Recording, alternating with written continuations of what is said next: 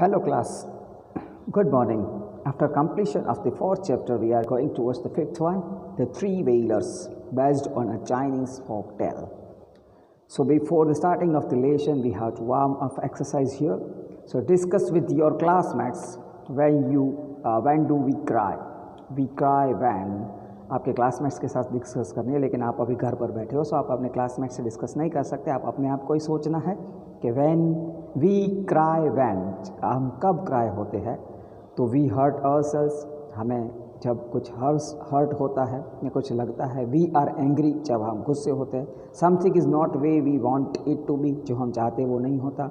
We are sad, हम जब sad होते हैं।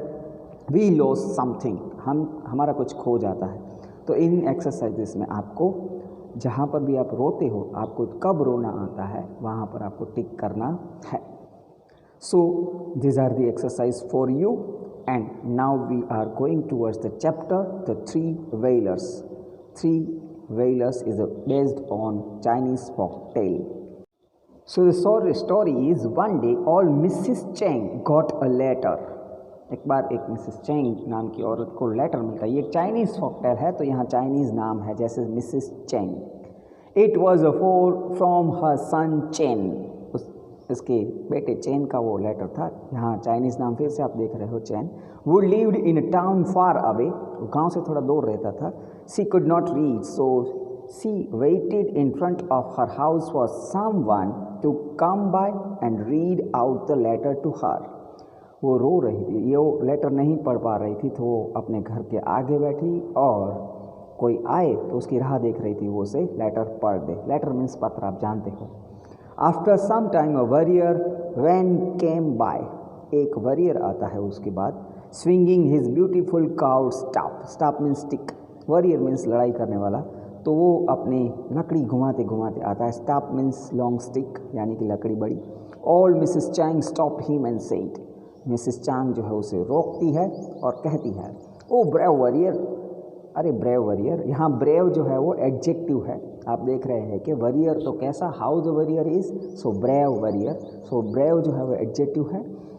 Warrior, could you do me a favour, तुम मुझे कोई मदद कर सकते हो? Please read out this letter from my son, ये मेरे बेटे का लेटर है, उसे पढ़ के बताओ। तो ओल्ड चेंग जो है वो एक वॉरियर को रोक रही हो, आप पिक्चर में भी देख रहे हैं और यहाँ पर लिखा भी हुआ है। मेरे साथ आपको ये चैप्टर जो है वो रीड भी करते जाना है साथ में, और समझना भी है कि कौन से वर्ड एडजेक्टिव्स है और कौन से वर्ब है। Warrior Wan agreed and took the letter from the old lady, warrior Wan जो है वो एग्रीड हो जाता है एंड ओल्ड लेडी से वो पुस्तक लेता है। Old lady, here old is also adjective. Lady, how the lady is, so old lady. Mrs Chang sat down in eager anticipation of news from her dear son. Son कैसा, तो dear, यहाँ dear भी adjective है। But one look at the letter and warrior Wan began to wail, वाह, wail means loudly cry, cried loudly, जोर जोर से रोना। वैन बिगन, वैन जो था वॉरियर वो रोने लगा। What is it, warrior man? ये क्या है warrior man? Tell me, is something wrong with my son? Asked old Mrs. Chang worriedly.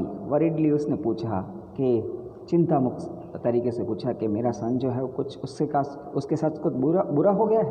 Warrior man only looked at her and wailed louder than before. Warrior man उसके सामने देखता है और फिर से रोने लगता है। Poor Mrs. Chang was sure that something bad had happened to her son and she too began wailing. उसके बेटे के साथ कुछ बुरा हुआ है ऐसा मिसेस चैंग सोचती है। And she too began wailing, wailing means रोना, लाउडली क्राई, वो भी रोने लगती है। The tear rolled down the cheeks of the brave warrior and the old lady.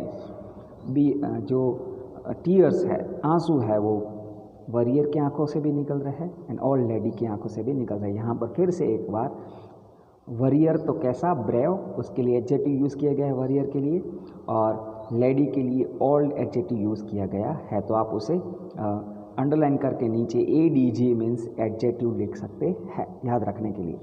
A little letter peddler Pang came by, when he saw the old lady and the warrior wailing together he sat down with them and began crying too, Boo एक और little peddler वहाँ पर आता है और peddler पेंग नाम है उनका, वो भी आता है और उन दोनों को रोता हुआ देखकर वो भी रोने लगता है, बू रोने लगता है। The three of them wailing made a loud noise, अब तीनों की जोर जोर से रोने की आवाज़ आती है। Hearing the loud cries mister Ming who school was near to the corner rushed out, several curious children followed suit, some giggling, some chattering, some whispering। कुछ एक बाजू में एक स्कूल है मिसेस मास्टर मिंग की, वो भी कॉर्नर पर है और वो आते हैं रस्ट आउट, इनको रोता हुआ देखकर सुनकर आते हैं। सेवरस करियस चिल्ड्रन, कुछ जो बच्चे हैं जानने के उत्सुक, curious children, here curious is also adjective, curious childrens followed suit means do something, कुछ करते करते, सम गिगलिंग, कुछ बातें करते करते, सम चैटरिंग, सम एक दूसरे से बात करते, सम विस्परिंग, गुनगुनाते हुए वहाँ पर आते हैं। All of them were delighted that their class had been interrupted, वो सब डिलाइटेड मीन्स हैप्पी है क्योंकि उनका क्लास जो है वो इंटरप्टेड मीन्स के स्टॉप्ड इन द मिडल, बीच में ही रुक गया है। सो बच्चे खुश हो गए हैं कि क्लास हमारा रुक गया। Master Ming so the three wheelers sobbing their heart out and went up to them worriedly, what could be the matter he wondered. Master Ming जो है वो ऐसा देखते हैं तो वो वहाँ पर जाते हैं और क्या हो रहा है उसके बारे में सोचते हैं कि यहाँ क्या हो रहा है, ये तीन क्यों रो रहे हैं, why they are crying. Master Ming thunder impatiently, page number 37 पर आप देखेंगे, stop it you howling hyenas, what's the matter. The three wheelers were taken aback means surprise and slightly frightened, तीनों डर जाते हैं, व्हीलर्स जो है रोते, व्हीलर्स मीन्स रोते हुए, आक्रंद करते हुए लोग। स्टॉप इट, मास्टर मिंग बोलते हैं कि बंद करो ये सब, क्यों ऐसे हाइनास की तरह चिल्ला रहे, व्हाट्स द मैटर, क्या मैटर है। Peddler Peng was the first to answer. He began, sniff, sob. About 2 years ago, I had made 100 earthen pots. वो एक पेडलर पेंग है, वो बोलता है कि मैंने सालों पहले 100 earthen pots बनाए थे, मीन्स मिट्टी के pots बनाए थे। As I was my way to the market to sell them, the donkey carrying them got frightened of his shadow and started braying. One by one, all my pots came tumbling down and broke into the million pieces. उसकी समस्या कुछ अलग है, वो रो क्यों रहा है, because of उसका डोंकी जो है वो एक बार ऐसे अर्थन पॉट लेकर जा रहा था और उसने अपनी ही परछाई देकर वो भड़क जाता है और दौड़ने लगता है, तो सारे जो अर्थन पॉट से वो गिर जाते हैं और उसका नुकसान हो जाता है। सो पेडलर पेंग जो है वो इसीलिए रो रहा है। I was so upset that I wanted to cry, इसीलिए मेरा अपसेट हो गया, मैं रोने लगा, but I couldn't because I had to make up for my loss. Today when I saw them crying I was reminded of my precious spots and began to cry for them. मैं जो है वो मेरे loss हो गया था उस वक्त का, मतलब मेरा नुकसान हो गया था, मैं इनको आज देख कर वो नुकसान मुझे याद आ गया और मैं आज रो रहा हूँ। यहाँ प्रेशियस का मतलब होता है वैल्यूएबल, कीमती, तो मेरी जो कीमती चीज़ें थी, कीमती पॉट्स थे, वो टूट गए हैं, इसीलिए मैं आज रो रहा हूँ। Before master Ming could say anything Mrs Cheng spoke, कुछ मिंग बोले उससे ही पहले मिसेस चेंग बोल उठती है।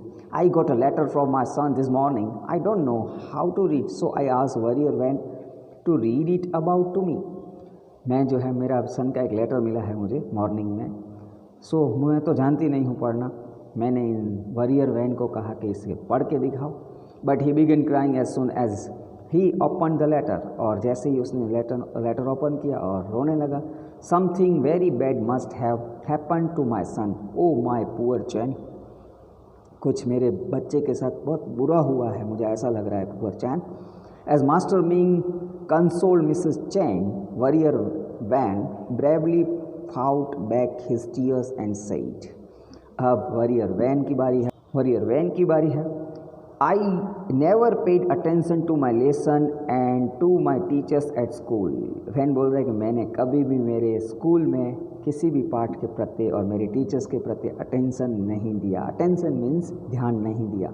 सो I still don't know how to read, लेकिन मैं अभी भी रीड करना नहीं जानता क्योंकि मैंने स्कूल में कभी भी अपने लेसन के बारे में नहीं था। I am ashamed of my self, अब मुझे मेरे पर घिन आती है, शर्म आती है मुझे। After that he began to wail, और ऐसे ही बोल बोल के वो रोने लगा। Master Ming was a shocked, he did not say another word. Master Ming जो है वो भी शॉक हो गए और वो भी उन्होंने भी कुछ बोला नहीं। और शांत हो गए।